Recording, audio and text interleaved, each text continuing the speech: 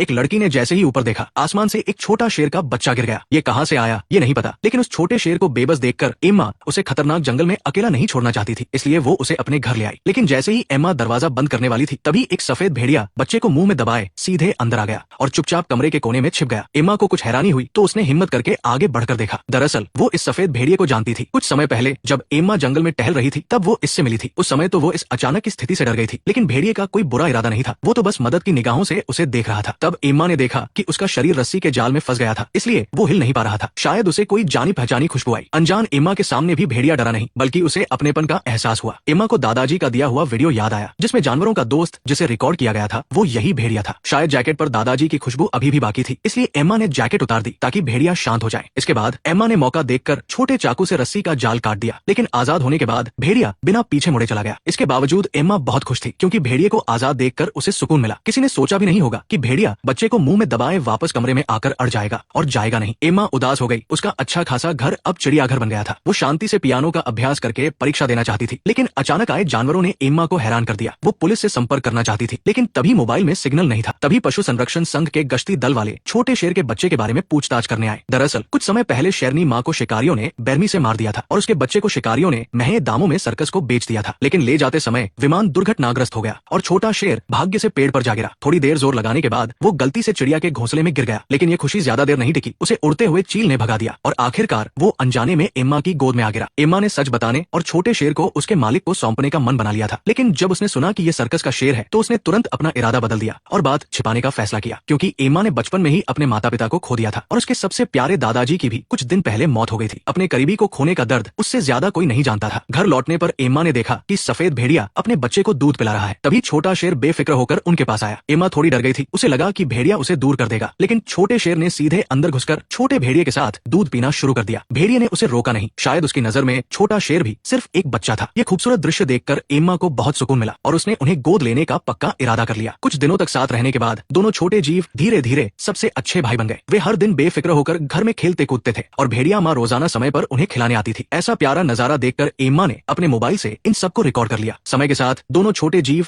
और ज्यादा चिपके रहने वाले हो गए। वे रोज एम्मा से लिपटे रहते थे। जब एम्मा पियानो का अभ्यास करती थी तो वे खुद से बाहर जाकर खेलते थे, लेकिन जैसे ही एम्मा पियानो बजाना बंद कर देती, वे परछाई बनकर एम्मा के साथ साथ चलते थे। कभी कभी वे जंगल के अंदर बनी छोटी लकड़ी की झोपड़ी में साथ सोते, छोटी नदी में खेलते और शाम को किनारे बैठकर सूर्यास्त देखते थे। रात होने पर वे एम्मा से सटकर गहरी नींद में सो जाते थे। कुछ दिनों बाद आखिरकार एम्मा की पियानो परीक्षा का दिन आ गया। उसने दोनों छोटे जीवों को दरवाजा बंद करके समझदारी से रहने और घर न तोड़ने के लिए कहा, और बताया कि वो 2 दिन बाद वापस आ जाएगी। साथ ही उसने भेड़िए के आने जाने के लिए एक खिड़की खोल दी। जैसा सोचा था, एम्मा की परीक्षा बहुत अच्छे से हुई। उसने बहुत से प्रतियोगियों में से अपनी जगह बनाई और लॉस एंजल्स सिम्फनी ऑर्केस्ट्रा में सफलतापूर्वक चुनी गई। उस दिन भेड़िया माँ शिकार कर रही थी, तभी जंगल में 2 शिकारी आ गए। वे भेड़िया माँ को देखकर खुशी से उछलने लगे। मोटे शिकारी ने बिना देर किए कुशलता से बेहोशी की बंदूक उठाई। ट्रिगर दबाते ही भेड़िया माँ जमीन पर गिर गई। बेहोशी की दवा से वो इतनी कमजोर हो गई कि हिल भी नहीं पा रही थी। वो बस दर्द और बेबसी में कराह रही थी। वो देखती रही कि शिकारी अपनी चाल में कामयाब हो गए, लेकिन वो कुछ नहीं कर पाई। जब लड़की वापस आई तो उसने देखा कि घर को दोनों छोटे जीवों ने पूरी तरह से बिखेर दिया था। कहा गया घर साफ रखने का वादा, लेकिन लड़की के नाराज होने से पहले ही उसने हैरान होकर देखा कि भेड़िया माँ घर में गायब थी। लड़की को लगा कि कुछ बड़ा गड़बड़ हो गया है और वो तुरंत सतर्क हो गई, लेकिन चारों तरफ ढूंढने पर भी कोई सुराग नहीं मिला। लेकिन यूं ही ढूंढते रहना भी कोई उपाय नहीं था। आखिरकार घर में 2 भूखे छोटे जीव थे। लड़की ने ज्यादा कुछ नहीं सोचा और इमरजेंसी कैन खोलकर उन्हें खिलाया। लड़की ये सोच भी नहीं सकती थी कि भेड़िया माँ के बिना वे कैसे जिंदा रहेंगे, लेकिन उन्हें जल्दी जल्दी खाते हुए देखकर लड़की ने पक्का इरादा कर लिया। वो बचपन से ही माँ के बिना थी, इसलिए वो उनका दर्द समझ सकती थी। इसलिए लड़की ने उन्हें पालने का फैसला किया और उन्हें कभी नहीं छोड़ेगी। उस रात दोनों छोटे जीव दबे पांव सीढ़ियां चढ़े और पूरी रात उससे चिपके रहे। अब एक कदम भी दूर जाने की हिम्मत नहीं कर रहे थे। डर था कि दुनिया में उनसे सबसे ज्यादा प्यार करने वाला भी कहीं चला न जाए। भेड़िया माँ के जाने के बाद लड़की ने माँ की जिम्मेदारी उठा ली। वो न केवल हर दिन पल पल उनकी देखभाल करती थी, बल्कि छोटे जीवों को तोड़फोड़ करने की भी इजाजत देती थी। ये प्यारा नजारा देखकर लड़की का दिल भी पिघल गया। कभी कभी जब उसे प्रेरणा मिलती थी तो छोटा भेड़िया पियानो पर कूदकर उत्साह से 2 धुनें बजाता था। हालांकि वो बेतुका बजाता था, लेकिन लड़की उसे खुशी खुशी बेस और मेजर कॉर्ड सिखाती थी। बसंत के जाने और सर्दियों के आने के साथ वे लड़की के साथ धीरे धीरे बड़े हो गए। उनका रिश्ता भाइयों जैसा घनिष्ठ था, यहाँ तक कि खाने के बर्तन भी बदलकर बड़े कटोरे करने पड़े। वे ज्यादा खाते थे और शरारतें भी कम नहीं करते थे। जैसे कि वसंत में एक माँ और बेटी द्वीप पर घूमने आई, तभी लड़की ने पीछे मुड़कर देखा कि भेड़िया और शेर ने भी माँ बेटी को देख लिया था और तेजी से उनकी ओर दौड़ पड़े। लड़की डर गई, उसे समझ नहीं आया कि क्या करे। वो उन्हें रोकने के लिए दौड़ना ही चाहती थी कि तभी उसका पैर फिसल गया और वो पत्थर से टकराकर गिर गई। एक पल में लड़की अपनी चेतना खो बैठी और जमीन पर बेहोश हो गई। छोटे भेड़िए ने जब ये देखा तो उसे लगा कि कुछ बड़ा गड़बड़ हो गया है। वो तुरंत लड़की के पास भागा और उसे अपने शरीर से रगड़कर जगाने की कोशिश करने लगा। शेर भी आवाज सुनकर आया। उन्हें एहसास हुआ हुआ कि उन्होंने गलती कर दी है, लेकिन अब बहुत देर हो चुकी थी। इस सुनसान जंगल में किसी के आने का इंतजार करना लगभग असंभव था। वे बस लड़की के चारों ओर खड़े होकर लगातार दहाड़ रहे थे, उम्मीद कर रहे थे कि कोई आकर उसे बचा ले। इस तरह वे लड़की के चारों ओर खड़े होकर चुपचाप उसकी रखवाली करते रहे। दादाजी ने जंगल पुलिस को मदद के लिए फोन किया। अस्पताल पहुंचने पर डॉक्टर ने कहा कि ये अच्छी बात है कि भेड़िया और शेर ने उसे गर्मी दी, वरना वो शायद अब तक जिंदा नहीं बच पाती। लेकिन लड़की के जागते ही सबसे पहला काम था भेड़िए और शेर के बारे में पूछना। लेकिन दादाजी ने झिझकते हुए बताया कि उन्होंने जंगल पुलिस को फोन किया था। तब लड़की को एहसास हुआ कि उसकी चोट की वजह से भेड़िया और शेर अचानक सबके सामने आ गए। लड़की को तुरंत गहरी आत्मग्लानि हुई। दरअसल छोटे भेड़िए को अच्छी तरह से सुरक्षित रखा गया था, लेकिन शेर इतना भाग्यशाली नहीं था। उसे सर्कस ले जाया गया था। न केवल उसे रोज इंजेक्शन दिए जाते थे, बल्कि जब भी वो बात नहीं मानता था तो सर्कस का मालिक उसे चाबुक से मारता था और धमकी देता था कि वो उसके सारे दांत निकाल देगा, ताकि वो सर्कस के लिए पैसे कमाने का एक जरिया बन जाए। मंच पर शेर बहुत डरा हुआ था, लेकिन किसी को उसकी परवाह नहीं थी, बस बार बार मार पड़। इधर लड़की भी छोटे जीवों की हालत को लेकर बहुत चिंतित थी, इसलिए जब कोई नहीं था तो उसने चुपके से सुई निकाल दी और चुपचाप अस्पताल से भाग गई। वो तुरंत जंगल पुलिस के पास पहुंची। जब उसे छोटे भेड़िए के सुरक्षित होने का पता चला, तब जाकर उसका दिल शांत हुआ। लेकिन सर्कस भेजे गए शेर को लेकर वो बहुत चिंतित थी, इसलिए लड़की ने तुरंत अलग अलग सर्कस में जाकर पूछताछ की। लेकिन जब वो इस सर्कस के पास पहुंची तो प्रभारी ने उससे झूठ कहा कि यहाँ कोई शेर नहीं है और तुरंत शेर को ले जाने लगा। वो उसे दूसरे शहर भेजना चाहता था ताकि वो उसके लिए पैसे कमाता रहे। लेकिन आधे रास्ते में वे गलती से छोटे भेड़िए के संरक्षण क्षेत्र से गुजरे। छोटे भेड़िए ने अपनी सूंघने की क्षमता से पहचान लिया कि शेर गाड़ी के अंदर है, इसलिए उसने एक साहसी फैसला लिया। उसी रात उसने सुरंग खोदकर भागने का फैसला किया और बिना आराम किए खुशबू का पीछा करना शुरू कर दिया। इस तरह वो पूरी रात सर्कस का पीछा करता रहा। अच्छी बात यह थी कि उसकी मेहनत रंग लाई। अगली सुबह वो आखिरकार सर्कस के ठहरने की जगह पर पहुंच गया तो उसने वही पुरानी चाल चली, सुरंग खोदकर अंदर घुस गया। छोटे भेड़िए ने जरा भी देर नहीं की और तुरंत अपने बड़े भाई को बचाने के लिए दौड़ा, लेकिन पिंजरा लोहे की चेन से कसकर बंद था। छोटे भेड़िए ने देखा कि इतनी मेहनत करने के बाद भी सब बेकार था, लेकिन ऐसे भी काम नहीं चलेगा, इसलिए उसने न जाने कहां से एक लकड़ी उठाई और जोरों की तरह हथियार को मुंह में दबा लिया। शेर को डर था कि वो भी पकड़ा न जाए, इसलिए वो उससे जल्दी चले जाने की विनती करने लगा और उसे लड़की का ख्याल रखने की हिदायत दी। लेकिन छोटा भेड़िया हिम्मत नहीं हारा और दांत भींचकर कोशिश करता रहा। छोटे भेड़िए को इतनी मेहनत करते देखकर शेर ने भी मदद करने का फैसला किया। फिर दोनों ने एक साथ लकड़ी को दांतों से पकड़ा और एक ही दिशा में जोर लगाया, लेकिन अगले ही पल लकड़ी टूट गई। तब शेर को समझ आया कि एक छोटी सी लकड़ी लोहे की सलाखों को कैसे तोड़ सकती है। लेकिन लकड़ी की आवाज ने सर्कस के मालिक को आकर्षित किया। आवाज सुनकर वो जल्दी से देखने आया। छोटे भेड़िए ने ये देखकर तुरंत एक तरफ छिप गया। सर्कस के मालिक ने असामान्य रूप से हिंसक शेर को देखा तो उसने हैरानी से पिंजरा खोल दिया और छोटे भेड़िए को आखिरकार मौका मिल गया। वो एक झटके में भागा और सीधे सर्कस के मालिक पर झपट्टा मारा, फिर तेजी से भाग गया। शेर भी धीरे धीरे उसके पीछे चला गया। दोनों दोस्त फिर से मिल गए। वे उत्साह से एक दूसरे को चूमने लगे। अब उन्हें घर जाना चाहिए था। भेड़िए और शेर ने बची हुई खुशबू से घर की दिशा ढूंढना शुरू कर दिया। जब उन्हें भूख लगती थी तो वे चुपके से सुपरमार्केट में घुस जाते थे और खुलेआम खाना ढूंढते थे। सुपरमार्केट का गार्ड आवाज सुनकर बाहर निकला और फिर समझदारी से गार्ड रूम में छिप गया। जब उसने अलार्म बजाया तब तक भेड़िया और शेर भाग चुके थे। दूसरी तरफ लड़की को भी संरक्षण केंद्र के लोगों से छोटे भेड़िए द्वारा शेर को छुड़ाने की खबर मिली। आदमी ने लड़की से उन्हें ढूंढने में मदद करने का अनुरोध किया, क्योंकि छोटे भेड़िए के गले में जीपीएस कॉलर लगा था, इसलिए उन्होंने जल्दी से उसका पता लगा लिया। इस समय पूरे शहर की पुलिस भेड़िए और शेर की तलाश कर रही थी और सर्कस का मालिक भी बंदूक लेकर जंगल पहुंच गया था। उन्होंने जल्दी ही शेर के निशान ढूंढ लिए। सर्कस के मालिक की बंदूक शेर पर तनी हुई थी। छोटे भेड़िए ने ये देखकर बिना झिझके दौड़ लगाई। उसने सर्कस के मालिक पर झपट्टा मारा और खुद भी बेहोशी की बंदूक से घायल हो गया। शेर को बेहोश करने वाली दवा छोटे भेड़िए की जान भी ले सकती थी। परेशानी से बचने के लिए सर्कस के मालिक ने अपने बेटे से छोटे भेड़िए के गले का कॉलर फेंकने को कहा। उनके जाने के बाद शेर छोटे भेड़िए के पास आया और बेचैनी से उसे पुकारने लगा। शायद शेर की दहाड़ ने छोटे भेड़िए की इच्छा शक्ति को जगा दिया और वो चमत्कारिक रूप से होश में आ गया। उसी रात लड़की और वे लोग जीपीएस की मदद से सर्कस के मालिक के पास पहुंचे। दरअसल लड़के ने कॉलर को फेंका नहीं था, बल्कि अपने पास रखा था। उस नेक दिल लड़के ने उन्हें उस जगह तक पहुंचाया जहां छोटे भेड़िए को चोट लगी थी, लेकिन छोटा भेड़िया पहले ही वहां से जा चुका था। अब उन्हें पुलिस से पहले उन्हें ढूंढना था। तभी लड़के ने बताया कि सर्कस में शेर को पियानो संगीत सुनना पसंद था। लड़की ने यह सुनकर मुस्कुराया, उसे उपाय सूझ गया था। वे जंगल के रास्ते गाड़ी चलाते हुए जोर से संगीत बजाने लगे और शेर सचमुच आवाज सुनकर दौड़ आया। उन्हें खोए हुए दोस्त आखिरकार मिल गए। जल्द ही शेर लड़की को छोटे भेड़िए के पास ले गया। वे दोनों लड़की के दादाजी की छोटी लकड़ी की झोपड़ी में छिपे हुए थे। जब लड़की उन्हें घर ले जाने की तैयारी कर रही थी तभी पुलिस भी वहां पहुंच गई। लड़की ने यह देखकर तुरंत भेड़िए और शेर को लेकर भागना शुरू कर दिया। वे भागते भागते झील के किनारे पहुंच गए। अब बस उस झील को पार करना था और वे घर पहुंच जाएंगे। लेकिन पुलिस भी पीछे आ गई थी। वे किसी भी वक्त भेड़िए और शेर को गोली मारकर मार सकते थे। शेर ने यह देखकर लड़की को छोटे भेड़िए को लेकर पहले चले जाने का इशारा किया और फिर खुद मजबूती से पुलिस का ध्यान भटकाने के लिए जंगल में भाग गया। लड़की को दुखी मन से छोटे भेड़िए को लेकर जाना पड़ा। जब वे मुश्किल से घर पहुंचे तो दूर जंगल से कुछ गोलियों की आवाजें आई। किनारे पर बेचैनी से इंतजार करते छोटे भेड़िए को देखकर लड़की को दर्द के साथ एहसास हुआ कि शेर शायद वापस नहीं आएगा। तभी दूर झाड़ियों से हलचल की आवाज आई। ये शेर था। वो सफलतापूर्वक पीछा छुड़ाकर भाग निकला था। छोटा भेड़िया उत्साह से उसे लेने दौड़ा। सभी उनकी इस महान दोस्ती को देखकर रो पड़े। सच्ची और गहरी भावनाएं जाति की सीमा को पार कर सकती है। दो ऐसे जानवर जो स्वाभाविक रूप से दुश्मन होने चाहिए थे, उनके बीच सबसे बड़ी दोस्ती पैदा हुई और ये सब एक इंसान के प्यार की वजह से हुआ।